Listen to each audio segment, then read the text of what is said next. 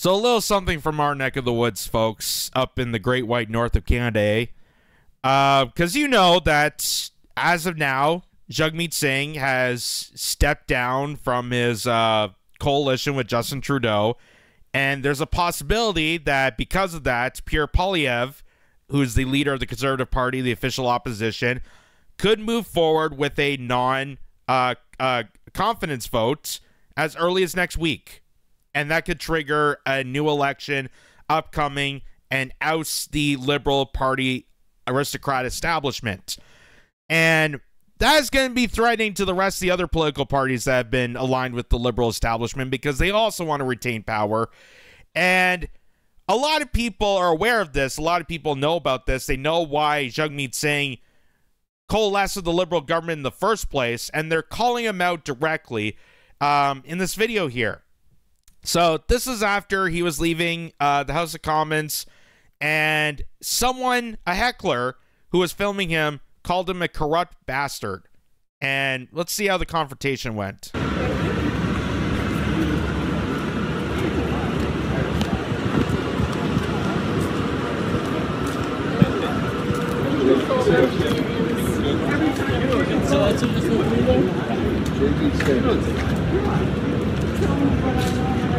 Would you vote a non-confidence tonight if it came up? Corrupted bastard. So, before we get into the confrontation, did you hear the question beforehand? Someone asked him, would you vote for the non-confidence vote? Since you now stepped down and got away from Trudeau and the Liberal establishment, are you going to vote a motion to oust this party? Because in your rhetoric, in your campaign ad that you put forward literally after that came forward, you said that the Liberal Party was absolutely corrupted. You said that you were a challenger. So are you a man of your word and you're going to vote for the non-confidence vote? And it turns out that's all fiction. It's all theatrics. And someone then refers to him as a corrupt bastard. Bastard. Want to say something? And that triggered him. You say nothing? Who said that? You got something to say? I didn't say corrupted bastard, but I said... Is that what you said? No, I did not say that. Who said it? Somebody behind me said that. Was it me? Was it you? No. You sure? If it was me, I'd admit it, buddy. Was it you or not? If it was me, I'd admit it. What'd you say then? I didn't say nothing. It wasn't me. It was a gentleman behind me, I guess. Who is it then? Point it out. I have no idea who it was, buddy. My word. You sure it's not you? No. 100%. You're a coward. You're not going to say it to my face. That's what's up. Say what? If I said something like that to you, I'd admit it. All right. Now, I asked you if a confidence vote came up today. With that aggression. So now we know that this guy in the blue was the one that asked about the non-confidence vote, which, yeah, I would ask that question. Most people should be asking that question. Hey, now that you stepped down from your tie-ins with the Justin Trudeau and the Liberal Party, are you going to be a man of your word? Are you going to vote non-confidence in the political in next week's triggered election? Are you going to make that vote? Are you going to cast that ballot? And he just walks away from it. So it's fascinating. And then he gets triggered by the fact that someone called him a corrupt bastard, and he walks to the guy and says, "Oh, I want to know who it is. I want to know who it is. Why can't you say it to my face?" Like, you know, from someone that gets a lot of verbiage thrown at me because I do this show, because of the things I've said and the stances I'm on,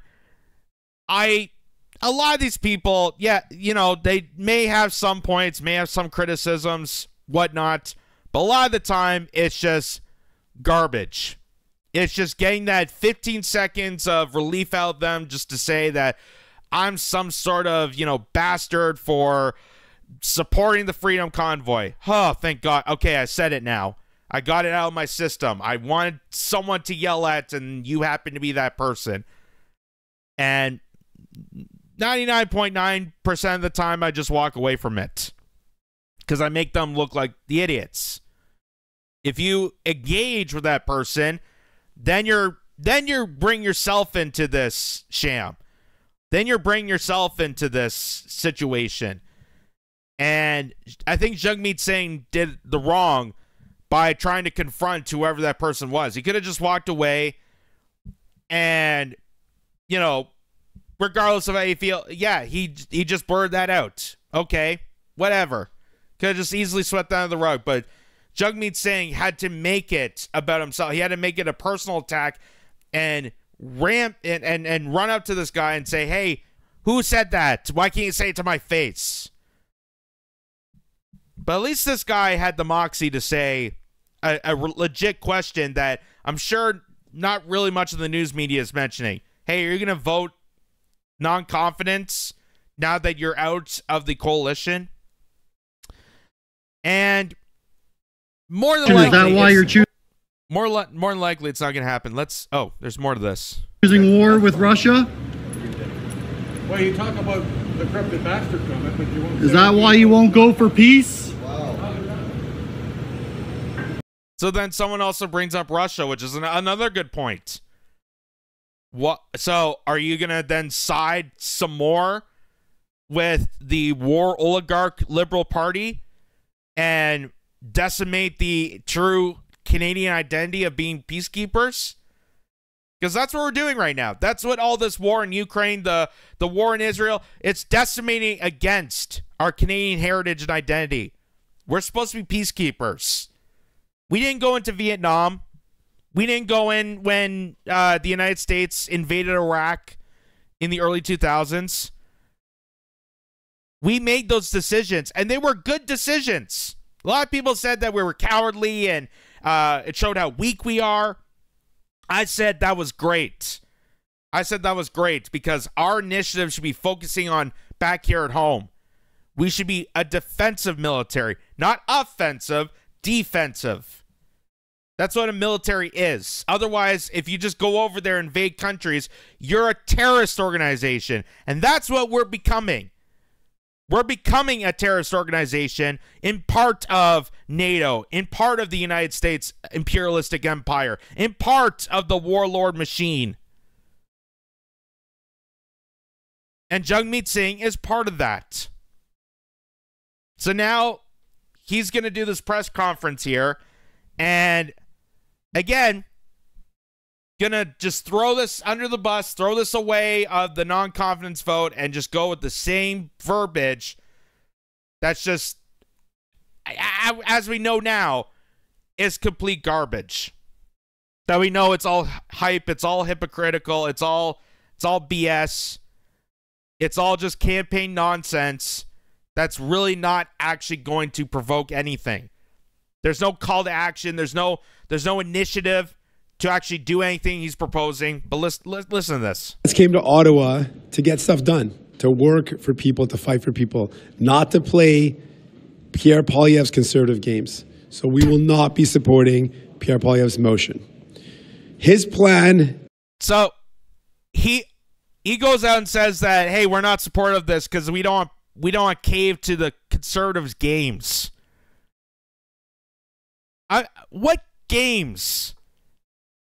What game are they playing? Is it a board game? Do they roll out the dice and decide if they go to a non-confidence vote? Or could it be the fact that endless polling has shown that majority of Canadians are sick and tired and exhausted and frustrated with the government in power? And maybe you should listen to that polling. You should listen to the data from the Canadians, because that's what a democracy would be like, considering you are the new Democratic Party. You know, just putting two and two together. But he wants to flatline that and say that, oh, I don't want to cave to the conservatives' games. What games? What games are you thinking inside your head that non-confidence vote is going to bring? Is to not only cut pharmacare, he wants to cut health care. He wants to cut pensions. He wants to cut dental care. Our plan is to stop him. and then to strengthen our healthcare system, strengthen pensions, make sure that dental care is there for everyone who needs it. The decision moving forward. Again, all the stuff that he has promised endlessly before has never actually implemented. This is all broken promises. This is all empty gestures. This is all crap. The same exact stuff you've heard all the time. We're going to, boost up healthcare. We're going to provide dental care. We're going to do that. Nothing's ever actually played out in accordance to their campaign promises. And now it's even worse off because we have mass inflation, the cost of living is skyrocketing, healthcare is plummeting to the fact that doctors are now leaving this country to go to other countries because the healthcare system is in shambles. And we're spending every tax dollar of hardworking Canadians on endless regime change wars that we shouldn't even be taking part of. So I know for a fact this is bullshit. I know for a fact that what he's doing there, he's the one that's playing a game. He's the one that's playing a game. Because he wants to continue on the liberal establishment. He wants to continue on this corrupt government. Because even though he's kicked out the coalition, he did that, fantastic move, he still wants some sort of, he wants some sort of power structure to it. He still wants to gain some sort of control. And considering he mentioned pensions, fact the majority of Canadians are fighting for their pensions endlessly to keep them or even have them. And all it took for him was to make a vote to move the election a little further away from the election date so that he can get his pension. And he gets a pension for life. A full pension for life. While people are working endlessly to make ends meet. Just, again, shows how much this new Democratic Party, just like most of the political parties here in Canada, again, the way I look at it now, the way I look at politics now, it's no longer left versus right. There's not even individual political parties anymore. What I see now is the oligarchs and the populist. That's what I see now. Is the oligarchy is whoever supports the current structure, this globalization, this technocratic society where they support censorship, endless wars, don't do anything to support working class values, don't do anything to support unions, don't do anything to support reducing the cost of living, and side with organizations like the WHO and the WEF and continue to do malice work against Canadians here in this country, versus the populace that wants to see this country do better and wants to strive to form this nation into a great society for everybody. That's what I see here. And I've mentioned numerous times that, even with Pierre Poilievre, there's not going to be a fantastic outcome with it.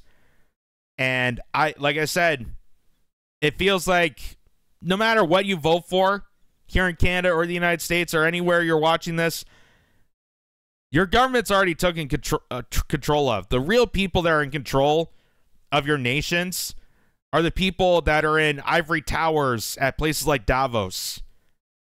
And choosing a new leader is like choosing a mascot. Because in the end, it's still going to be the same exact policies, the same exact proposals, the same exact notions that they're going to decimate against ordinary citizens for and turn us into the modern day dark ages where it's the thieves and the serfs, where it's the peasants, the plebes that are working in their little mud huts trying to survive, and the theocrats that are in their ivory towers collecting all the data and information used to blackmail you. and not providing real information to you. So that's Jagmeet Singh there. And also, now the Bloc Québécois is also voting against the conservative non-confidence motion next week. Funny how they're just outright just being honest about it. Like, yeah, I'm going to side with the establishment. And this is from the Globe and Mail. Bloc to vote against conservative non-confidence motion next week, avoiding federal election campaign. Even I scratch my head. Like, you know, I'm not exactly the most politically, advanced. I'm not an academic. But even I scratch my head and go, why would you vote against a reason to get into an election that you can maybe get some more seats out of? Like, by you doing this, it's actually hurting your party. It's hurting your support by doing this. Like I said, it comes down to the fundamental of oligarchy and populism. Do you support people, the working class people of Canada, or do you support the ivory status quo elites, the criminal catastrophe that's been placating us for a long while now? That's just crazy. To vote against conservative non-confidence motion next week, avoiding federal election. And there's a leader, Yves Francois Blanchette. I hope I use my francophonic pronunciation with that. The Bloc Québécois says it will vote against the Conservative Party non-confidence motion next week, meaning the minority Liberal government will survive its first test since the demise of its parliamentary cooperation deal with the NDP. Speculation regarding a potential fall election had increased in recent days after NDP's announcement to pull its automatic support for Prime Minister Justin Trudeau's government, followed by Monday's by-election results that saw the Liberals' loss Montreal riding that had been long considered a safe seat for the party. Conservative leader Pierre Poilievre released the wording of a motion Wednesday morning that his party will put to a vote next week, and he strongly urged the Bloc and the NDP to side with him and trigger a fall election.